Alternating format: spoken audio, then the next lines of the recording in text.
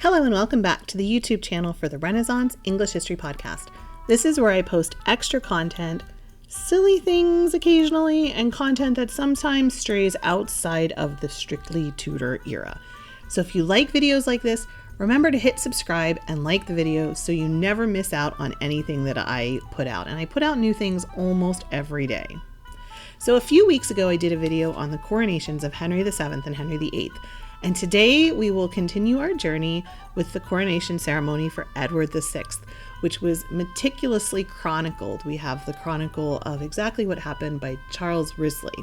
So we're going to read from that and then talk about it. I want to share a funny story. So the first time I ever went to London, I was in college, and I remember I went to Westminster Abbey. And later, when I lived in London, when I would go back to live there, I would actually attend service at Westminster Abbey regularly because you can just go and attend evensong service. I didn't know that when I was a tourist, and I, paid to go in. And of course, as a tourist, you can go in and see stuff that you can't see during the service, but that's besides the point. The point is, I was paying, and I'll never forget this. It was so funny because I said to the person who was taking my money as I was paying, and I said, and I'm going to get to see where everybody was coronated, right? Oh my goodness. The response I got, he looked at me and he said, no one was coronated. They weren't marinated either. It was a coronation ceremony. They weren't coronated or marinated.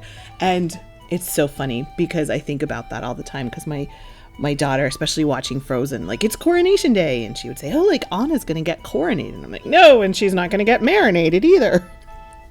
So I just had to share that very funny story. At least I thought it was funny. You might not think it's funny. I think it's funny. Anyway, let's talk about Edward VI getting coronated and marinated.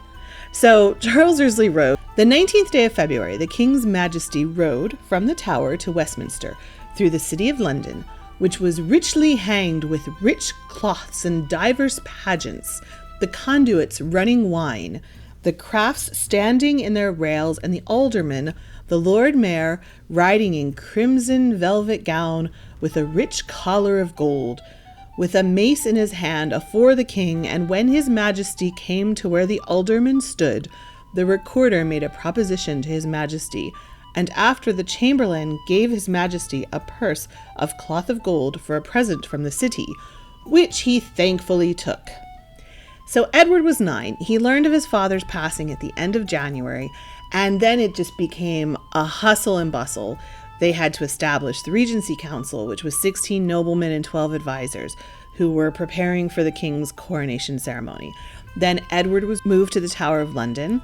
His counselors pledged allegiance, and Edward Seymour was appointed Lord Protector and also received the title of the Duke of Somerset. They also had a funeral for Henry VIII, so he was laid to rest at Windsor Castle. So we get to the February the 19th. Edward journeys from the Tower to the Palace of Westminster. There were enthusiastic crowds who presented pageants and cheered for their new king.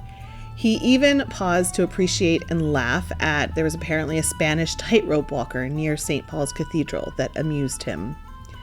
At 9 a.m. on February 20th, he was accompanied by council members, and he sailed by barge to Whitehall and entered the Court of Augmentations, where he was dressed for the ceremony. He was dressed in a crimson velvet robe trimmed with ermine and accompanied by a long train. A black velvet cap was on his head, and he proceeded from Whitehall to Westminster Abbey, walking beneath a canopy carried by barons and following the Duke of Somerset with the crown. The Duke of Suffolk was holding the cross and the orb, and the Marquess of Dorset had the scepter. There were notable people behind, leading nobles who were carrying his train, including the Earl of Shrewsbury, the Bishop of Durham, John Dudley, William Parr, and Thomas Seymour. Then came the gentlemen of the Privy Chamber, which was various nobility members. There were pensioners, the captain of the guard members, and finally all of the servants of the court came behind. In Westminster Abbey, the coronation chair awaited Edward beneath a scaffold adorned with luxurious fabrics of cloth of gold. And they actually, because he was so small, they actually had to put a small black cushion on the chair to lift him up, like a booster seat. He needed a booster seat. So Archbishop Thomas Cranmer presided over the ceremony. He compared King Edward to the biblical Josiah in his sermon, and he encouraged him to advance the Reformation in England, which of course he would. Now, normally the ceremony took about 12 hours, but it was shortened to 7 because they knew that Edward was young and he wouldn't have the ability to pay attention for 7 hours and to sit still for 7 hours. My daughter's 9. I can't imagine her sitting still for 7 hours. And also the other thing they did was they took out some of the parts of the Catholic ceremony, and that would have made it shorter. They took out the Catholic Mass, for example. So Edward was anointed with holy oil and cream. He was crowned 3 times with various crowns, and trumpets marked each instance. First there was St. Edward's crown, then the imperial crown, and finally a lighter crown for his small head. They put a golden ring on his wedding finger, symbolizing his marriage to the country.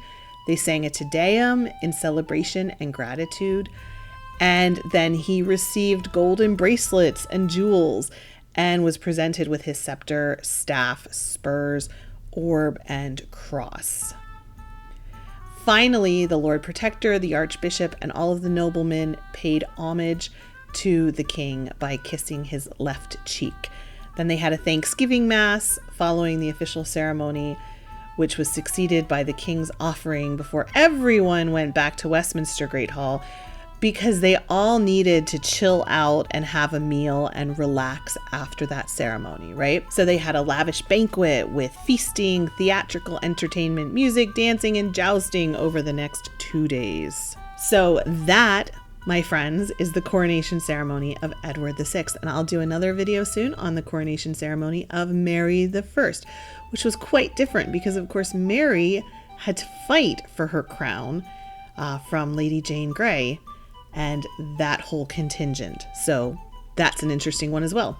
All right. Hey, hit subscribe if you want to continue seeing content like this, and like the video because it feeds the algorithm. And thank you so much for watching, and I will see you in the next video.